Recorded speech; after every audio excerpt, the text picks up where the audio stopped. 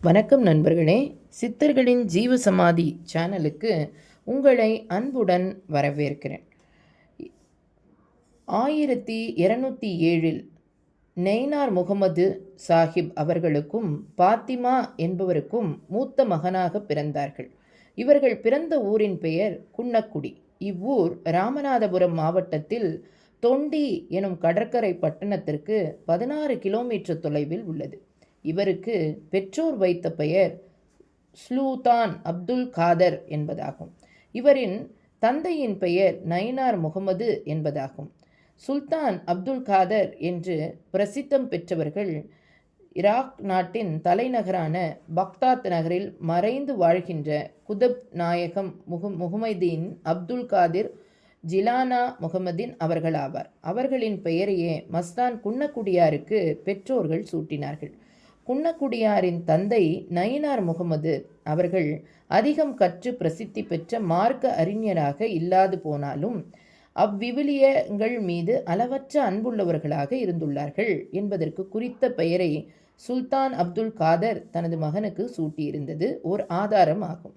ஏனெனில் எந்த நாட்டில் அவுலியாக்களை அவமதிக்கும் வாக்பிகள் போன்ற வழிகேடர்கள் இருந்தாலும் அவர்கள் தமது பிள்ளைகளுக்கு அவுலியாக்களின் பெயர்களை சூட்ட மாட்டார்கள்.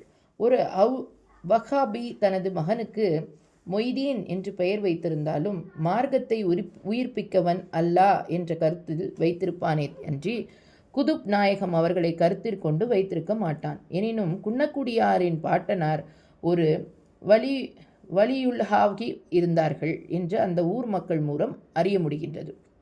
மகானின் பெயர் சுல்தான் அப்துல் காதர் என்றிருந்தாலும் அவர்கள் பிற்காலத்தில் குன்னக்குடி மஸ்தான் என்றே பிரசித்தி பெற்றிருந்தார்கள். மஸ்தான் என்ற சொல் பாரசீக மொழியில் உள்ளது. மஸ்து என்றால் போதை, மயக்கம் என்று பொருள். அல் இஷ்குல் இலாஹி என் இறை காதல் போதையுள்ளவரை மஸ்தான் என்று அழைப்பது வழக்கம். குன்னக்குடியாருக்கு 17 வயதான போது அவருக்கு திருமணம் செய்து வைக்க பெற்றோர் விரும்பினர். இவரின் தாய் மாமன் கட்டை ஸ்வாஹிப் முகமது இப்ராஹிம் தனது மகளை இவருக்கு திருமணம் செய்து வைக்க முன்வந்தார். எனினும் ஆன்மீக வானில் பறக்க விரும்பிய குன்னக்குடியார் திருமணத்தை விரும்பவில்லை. குறித்த பெண்ணை மைமூன் திருமணம் செய்து வைக்க முயற்சி நடைபெறுவதை அறிந்து குன்னக்குடியார் எவரிடமும் சொல்லாமல் கீழ்கரையில் தைகா சாஹிப் என்று அழைக்கப்பட்ட ஷைகு அப்துல் காதிர் லப்பை ஆலிம் அவர்களை நாடி கிழக்கரைக்கு வந்து அவர்களிடம் சில காலம் தங்கியிருந்து ஷரீஹவின் சட்டங்களையும் தர்கா வழிமுறைகளையும் தௌசிப் என்ற ஹவுஸ் ஞானத்தையும் கற்றார்கள். கல்வி கற்றுக்கொண்டிருந்த காலத்தில் சேருற்ற கற்றாழையை உணவாக உண்டு வந்தார்கள். சில சமயங்களில் கறி ஏதுமின்றி வெறும் சோற்றை மட்டும் சாப்பிட்டு வந்தார்கள். மகான் தைகா சாஹிப் வலியுல்ஹாகி அவர்களிடம் தனக்கு தேவையான மார்க்க ஆன்மீக அறிவுரைகளை அறிந்து கொண்டு குன்னக்குடியார் கிபி 1813ஆம் ஆண்டில் பற்றனைத்தையும் ஒழித்து முற்றும் துறந்தார். அல்லாவை அடையும் பயணமாகிய சஹீப் நெறியில் தன்னை வழிநடத்துவதற்குரிய தக்க நானாசிரியரை காமிக்கும்படி வேண்டினார். அவர் தேடிய பயணங்களை மேற்கொண்டார்கள். திருச்சியில் அலிமாகபாகவும் சாஹிப் நானியாகவும் காத்ரியா தார்கீஸின் விளங்கிய ஷாம் வழி அவர்களிடம் சென்று பயத் ஞான தீட்சை பெற்றார்கள். பகற்பொழுதெல்லாம் நோன்பும் இரவெல்லாம் தொழுகையும் அழுகையுமாய் அவரது காலம் கழிந்தது.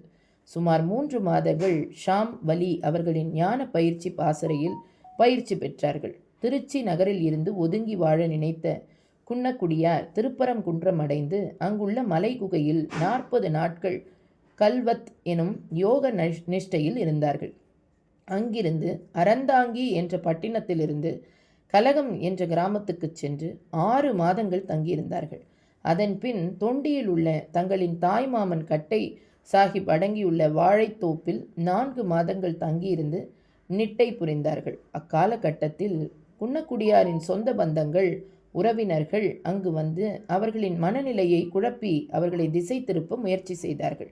தொல்லை தாங்க முடியாமற் போனதால் எவரிடமும் சொல்லாமல் அங்கிருந்து நடுநிசியில் வெளியேறி சனநடமாற்றம் குறைந்த சதுரகிரி, புறாமலை, நாகமலை, யானமலை ஆகிய மலைகளிலும் கொடிய மிருகங்கள் வாழும் அடர்ந்த காடுகளிலும் ஆற்றங்கரைகளிலும் அலைந்து சருகும் கிழங்கும் தழையும் குழையும் கனியும் காயும் சாப்பிட்டு யோக நிட்டை புரிந்தார்கள். இவ்வாறு 7 ஆண்டுகள் அலைந்து திரிந்து அதன் பின் நாகூர் நாயகம் காரணக்கடல் எஜமான் பாதுஷா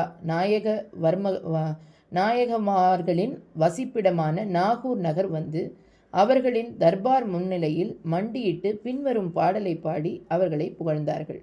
திக்கு திகுந்தும் கொண்டாடியே வந்து தீன் கூறி நிற்பவர் கோடி சிங்கா சானதி பர்க்கனந்தரேந்தியே வந்து ஜெய ஜெயா வென்பர் கோடி என்ற பாடலை பாடினார்கள். நாகூரில் சில நாட்கள் தங்கியிருந்து பாதுஷா அவர்களின் அருளை பெற்றுக்கொண்டு அங்கிருந்து வெளியேறி பாதைகள், காடுகள், குப்பை மேடுகள், அசுத்தமான இடங்களில் அலைமோதி திரிந்தார்கள். காரைக்கால் சென்று குன்னக்குடியார் நஜீஸ் அசுத்தமான இடங்களில் தங்கியிருந்ததை கண்ட முஸ்லிம்கள் பலர் அவர்களை குற்றம் சாட்டினர். இவர் தவறாக சுத்தம் நஜாஸ் அசுத்தம் சரியாத குருட்டு மஸ்தான் என்று குறை கூறினார்கள். அவ்வாறு ஏளனம் செய்தவர்களிடம் தண்ணீர் கொண்டு வரச் செய்து வழு என்று சுத்தம் மத்ஹப் அடிப்படையில் உரிய முறையில் செய்து தொழுகைக்காக தக்பீர் கட்டி நின்ற நிலையிலேயே 3 நாட்கள் மெய்மறைந்து தொழுது கொண்டிருந்தார்கள். இது கண்டு வியந்த முஸ்லிம்கள் அவர்களை குறை கூறுவதை நிறுத்தி கொண்டார்கள். மனிதர்கள் முண்டியடித்து கொண்டு அவர்களின் காலடிக்கு வந்து கொண்டிருந்ததை விரும்பாத குன்னக்குடியார் இறுதியாக சென்னை நகருக்கு வந்து சேர்ந்தார்கள். சென்னையில் ராயபுரத்தில் பாவாலெப்பை என்பவருக்கு சொந்தமான முட்புதர்களிலும் மூங்கிற் காடுகளிலும் சப்பாத்தி கள்ளி நிறைந்த இடத்திலும் தங்கியிருந்தார்கள். அவர்கள் அங்கு ஆழ்ந்த நிற்றை புரிய ஆரம்பித்ததும் அங்கிருந்த விஷச் ஜந்துக்கள் யாவும் அகன்று விட்டன. அவர்களின் கடுந்தவம் அவர்களை வெளியேற்றி விட்டது. 3 ஆண்டுகள் நிஷ்டையில் இருந்த பின் ஞானம் ஒளிர வெளியே வந்தார்கள். குன்னக்குடியாரின் மகிமை அறிந்த பாவா லெப்பை என்பவர்கள் அவ்விடத்திலேயே அவர்களுக்காக தைக்கா ஆசிரமம் ஒன்றை அமைத்து கொடுத்தார். இங்கே வாழ்ந்து வந்த காலத்தில் குன்னக்குடியார் சில நாட்கள் வெளியில் வருவார்கள். சில நாட்கள் மறைந்து அடங்கி யோகம் புரிவார்கள். குன்னக்குடியார் இவ்விடத்தில் 1.5 காலம் நிட்டையில் முஹாப்-இல் இருந்தார்கள். இக்காலகட்டங்களில் அவர்கள் இறைஞானம் தொடர்பாக இயற்றிய பாடல்களையும் பாட ஏற்பாடு செய்தார்கள். மெய்ஞான பேரின்பம் சொட்டும் அவர்களின் பாடல்களை கேட்டு மெய்ஞான வெள்ளத்தில் நீந்தி விளையாடுவதற்காக அறிஞர்கள், கவிஞர்கள் ஆயிரமாக ஒன்று கூடுவார்கள். குன்னக்குடியாரின் பாடல்களின் ஆழமான தத்துவங்களை விளக்கிக் கொள்ள முடியாத அலீம்கள் கூட அவர்களை பற்றி தவறான கருத்துக்களையும் அபிப்பிராயங்களையும் பரப்பி மக்கள் அவர்களிடம் செல்லா வண்ணம் தடை செய்தார்கள். அவர்கள் மீது பொறாமை கொண்ட சிலர் அவர்களிடம் சில பிற மத பெண்களை அனுப்பி அவர்களின் தூய்மைக்கு பங்கம் விளைவிக்க முயன்றனர். ஆயினும் குன்னக்குடி மகானின் முகம் பார்த்த பெண்கள் அழுது சலித்து கடவுளே கடவுளே என்று கைகூப்பி நின்றனர். குன்னக்குடியார் எப்பொழுதும் தொழுவதும் நோன்பு நோற்பதும் முஷாரத் என்ற ஆன்ம தியானம் செய்தவர்களாகவுமே இருப்பார்கள். குன்னக்குடியார் தொழுவதும் இல்லை, நோன்பு நோற்பதும் இல்லை, பேணி நடப்பதும் இல்லை என்ற தப்பான கதைகளை கற்பனை செய்து கட்டிவிட்டார்கள். பொறாமை நோயால் பாதிக்கப்பட்ட உலாமுகள் பொது மக்களே ஆவர். சென்னையில் 12 ஆண்டுகள் உள்ளம் சிதையாது பேரின்ப பெருவெள்ள பெருக்கில் மூழ்கி திளைத்த குன்னக்குடியார் தங்களின் 47வது வயது நிரம்பிய பொழுது கிபி 1838ஆம் ஆண்டு ஹஜ்ரீஜ் 1254 ஜூலா மாதில் உலா மாதம் 14ஆம் திதி தங்கட்கிழமை காலை இவ்வுலக வாழ்க்கை முடித்து கொண்டார்கள். குன்னக்குடியார் தவம் செய்த அந்த இடத்திலேயே அவர்கள் நல்லிடக்கம் செய்யப்பட்டார்கள். குன்னக்குடியார் ஷரிஹா வைப்பேணி நடந்தவர்களாயிருந்தும் கூட அவர்களுக்கு உலாமாக்களின் எதிர்ப்பு ஏற்பட்டதற்கான காரணம் அவர்கள் வக்துதல் ஹஜித் என்ற ஞான கருத்தை சரிகண்டு அந்த வழியில் வாழ்ந்ததும் அந்த ஞானத்தை வலியுறுத்தி பாடல்கள் இயற்றியதுமே ஆகும். அவர்களின் அதிகமான பாடல்கள் அத்வைத்த கொள்கையை வலியுறுத்தும் வகையிலேயே அமைந்துள்ளன.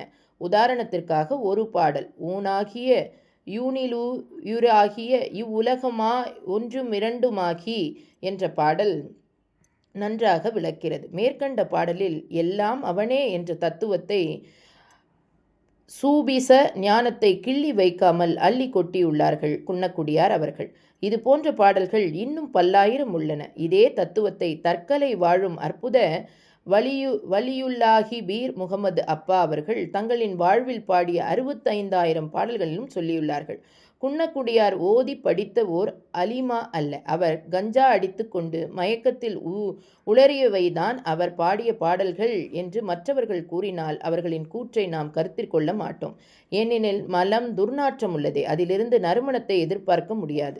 ஆயினும் பைஹத் கொடுக்கும் வள்ளல்கள் என்று தம்மை தாமே அறிமுகம் செய்து கொண்டு வாழும் போலி குருக்கள் அல்ல குன்னக்குடியார்.